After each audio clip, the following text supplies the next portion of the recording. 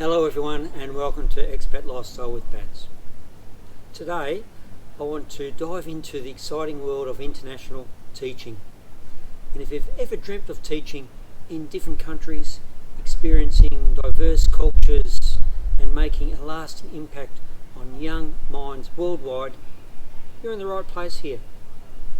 Now in this episode I intend to explore with you qualifications and experiences required, and importantly, what competencies, skills you may still need to acquire in order to land your dream job. Before I continue, thank you if you have subscribed, and also a big thank you to those who have provided feedback in the form of comments and questions. Now this feedback really helps me grow and it's greatly appreciated. So please subscribe if you haven't already and keep clicking that thumbs up subscribe.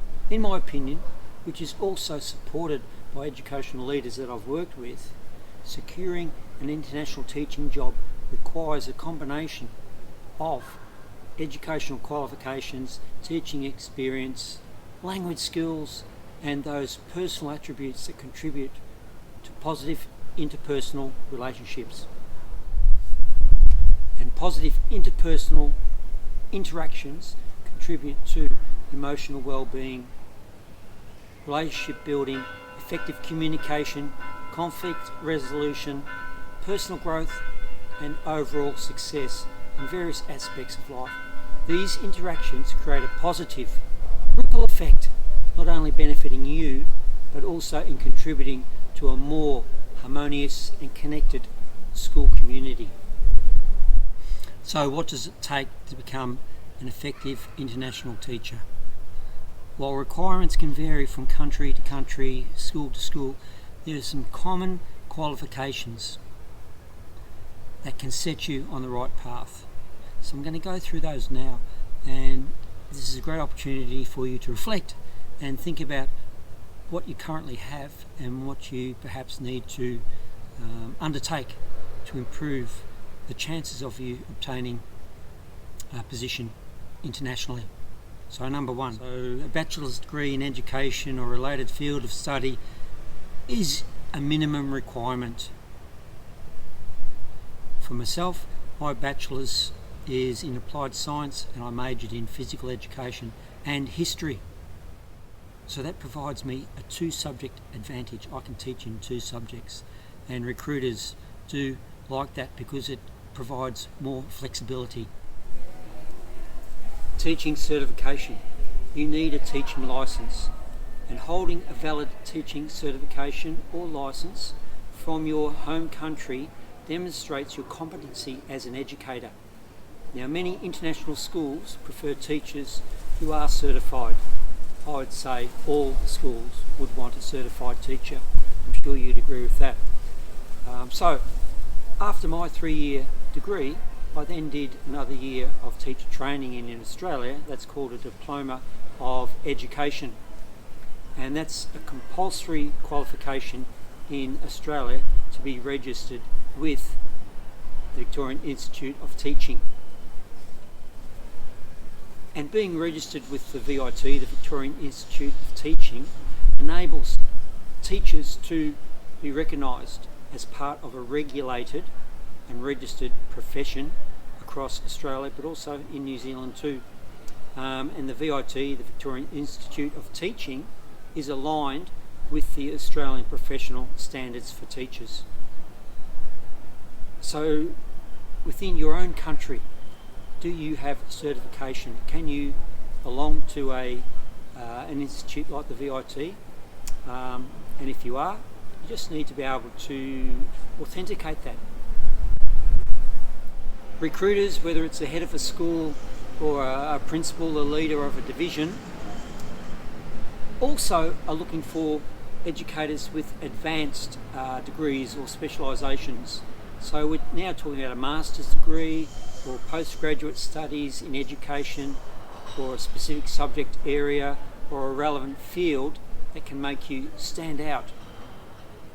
This is a big advantage for you and potentially open doors to leadership positions later on in your career. So I've got a master's degree in educational leadership and wellbeing. So if you haven't completed a master's, that's something to think about too. Particularly, it just reinforces the ethos of the IB, the International Baccalaureate, lifelong learning. So to summarise then, regarding appropriate qualifications, you have a degree, a bachelor's degree. You've got your certified teaching licence, and perhaps you've got additional qualifications like a master's. Now, what about teaching experience? I would suggest as a bare minimum you have 5 years of teaching experience behind you. It can be used to showcase your expertise, your adaptability and ability to manage diverse classrooms perhaps. Personally, I'm entering my 40th year of teaching, and that's in Australia, China and in Europe.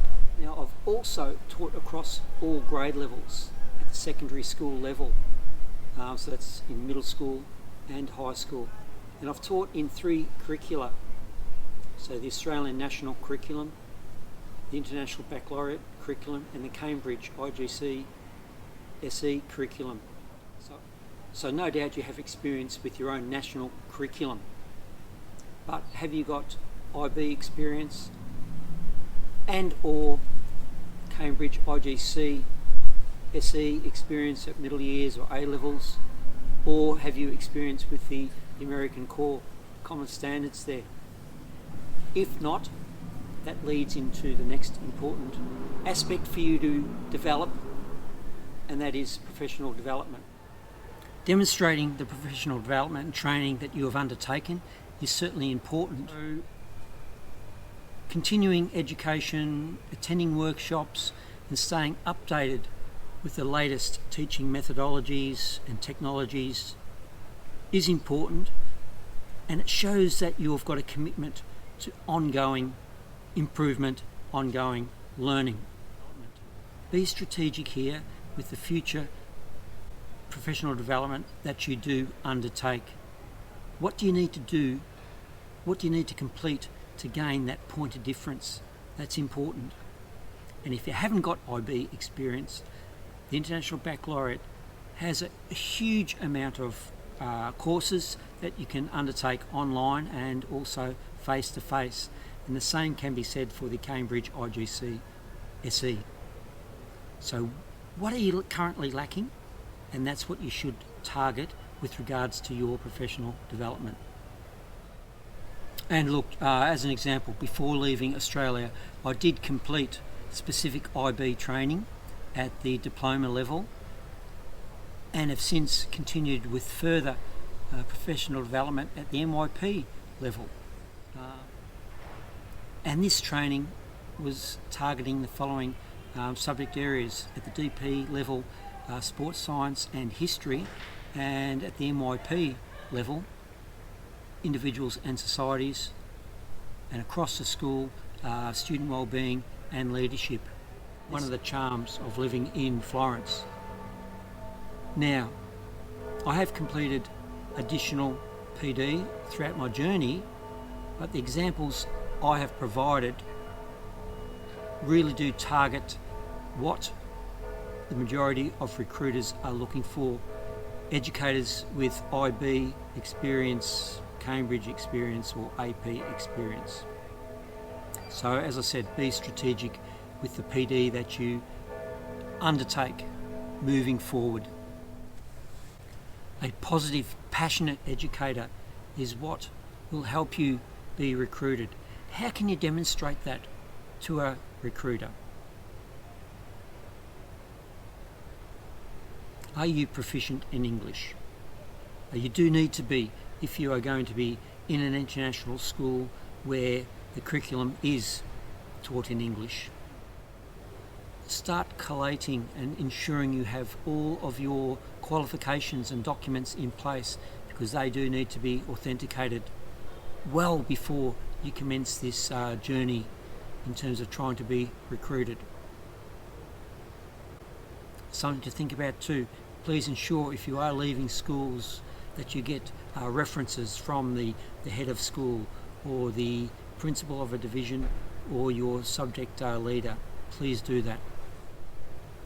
Strong references, letters from former employers, colleagues or supervisors that can vouch for your positivity and your passion, your teaching skills, work ethic and character are so important.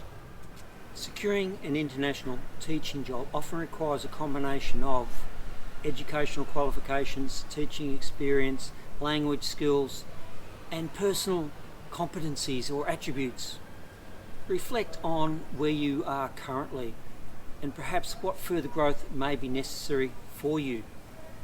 Now, I wish you all the very best with your endeavours, and please, I'm very, very happy to answer any questions that you may have. So just send me a message at any time. In future episodes, I intend to explore the following: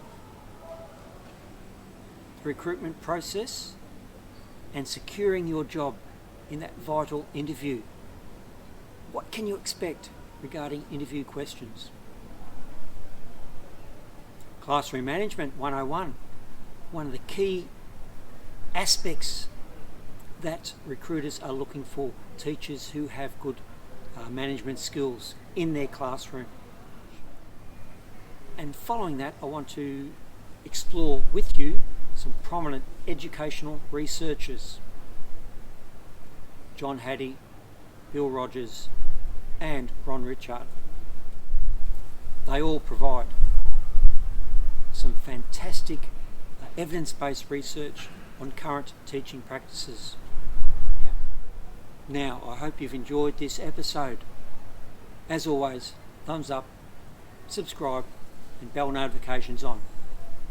I'll see you next episode. Ciao.